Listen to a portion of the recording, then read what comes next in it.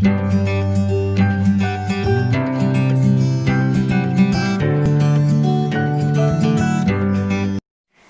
tout le monde, je suis tellement contente de faire cette vidéo aujourd'hui, je crois qu'on va bien rigoler.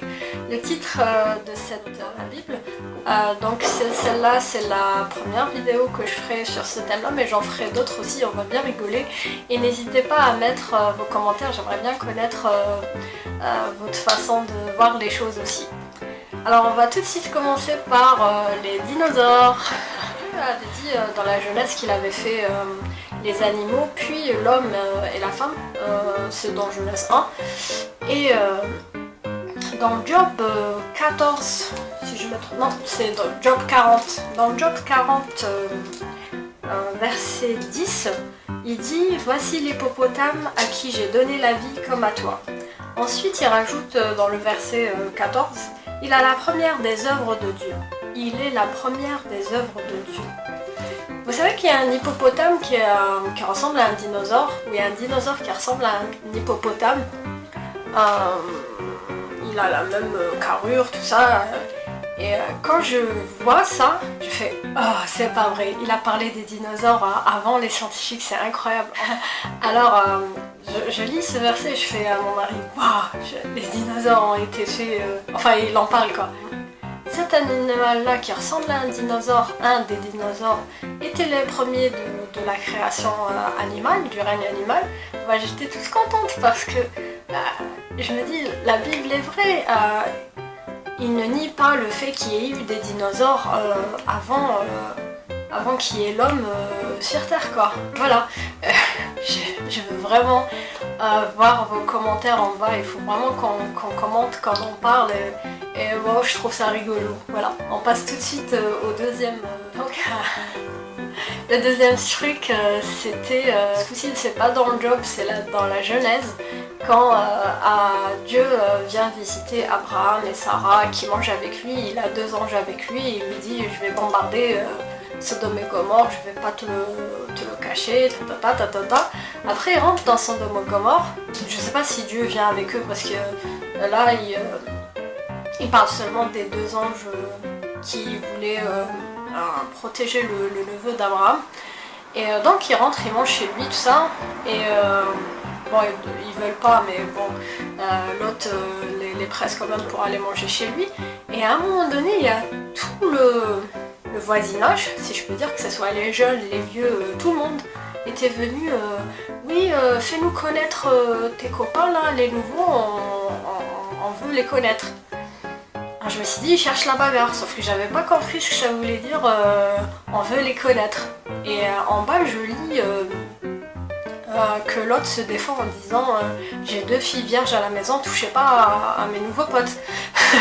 Et je me dis pourquoi il propose ces filles vierges. Je veux dire, il peut pas leur dire cassez-vous, je sais pas moi. Moi j'imagine qu'ils étaient plusieurs contre lui et qu'ils pouvaient pas se défendre, mais on me dit pas, je veux dire, je vous donne mes filles. Et j'étais en train de regarder un documentaire là-dessus. J'ai oublié ce que c'était, je vous le mettrai certainement en barre d'infos. Et j'ai découvert que, en fait, selon les versions, ça dépend aussi, le voisinage n'a pas dit fais-les-nous connaître dans le sens on veut les connaître. On veut qu'ils deviennent nos potes aussi, ou alors dans ce sens-là, mais c'était vraiment nous voulons avoir des rapports sexuels avec eux. Et c'était logique, ça m'a fait waouh, d'accord, j'ai tout compris.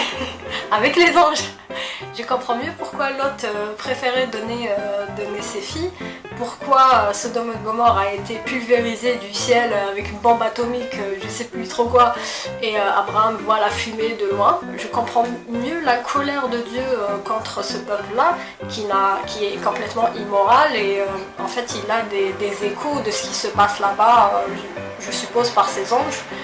Et voilà, j'avais tout compris, je me suis dit, ah ouais, carrément, nous voulons les connaître.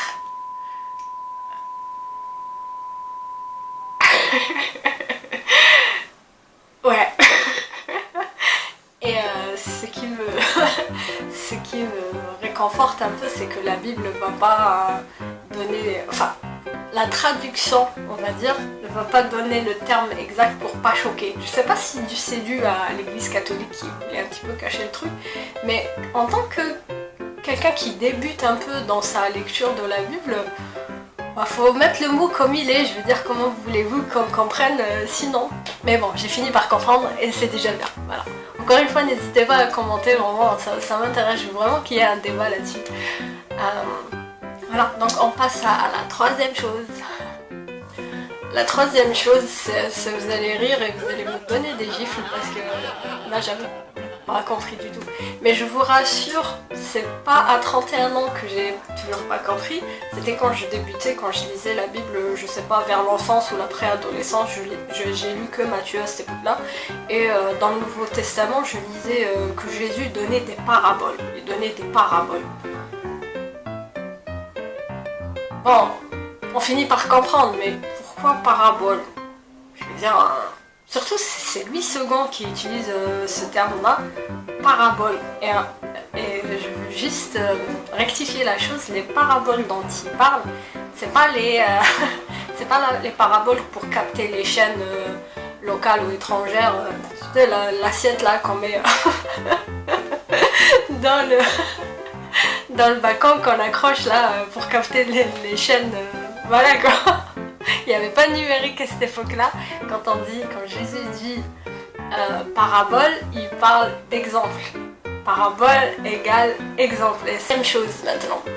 Quatrième chose que j'ai appris dans la Bible, c'est bon, j'avais lu le Nouveau Testament, c'est bon, et puis je passe à l'Ancien, parce qu'on me dit que c'est plus facile pour comprendre, d'accord, je le fais. Et dans la Genèse, il est dit que Dieu a fait l'univers, la terre, tout ça, en 6 jours et qu'il s'est reposé le 7 jours. Et puis je me suis dit, d'accord, il est Dieu, il est rapide. Sauf que les scientifiques disent qu'il y a eu quand même des milliards d'années pour que la terre se forme, pour que ça soit respirable. Enfin non, pas respirable, mais pour que l'homme puisse vivre dedans, quoi. Et le fait est que Dieu dise que je l'ai fait en 6 jours, comparé aux scientifiques, je me dis ok, bon, mais j'accepte quand même, après tout c'est Dieu, c'est pas grave. Mais sauf que je découvre un verset qui dit un jour pour Dieu est comme un millier d'années pour l'homme, ou un truc comme ça, je vous le mettrai en bas. Et du coup, ben, je comprends mieux. En fait, si Dieu dit que il a fait le monde en 6 jours, c'est 6 jours pour lui. Parce que 6 jours pour lui, ça peut être 6 milliards d'années pour nous, pas de souci. Surtout que pour les, comment on appelle ça, les trous noirs, tout ça, quand tu es à côté du trou noir, tu as l'impression que le temps passe vachement longtemps, alors que celui qui est plus loin encore, bah, il se passe 1 heure. Donc c'est tout à fait normal si pour Dieu, dans là où il habite au paradis, il se passe 6 jours, alors que pour nous, il se passe 10 milliards d'années pour que la Terre soit propice à ce que l'homme vive dedans. Voilà. Je sais, on s'y attend pas.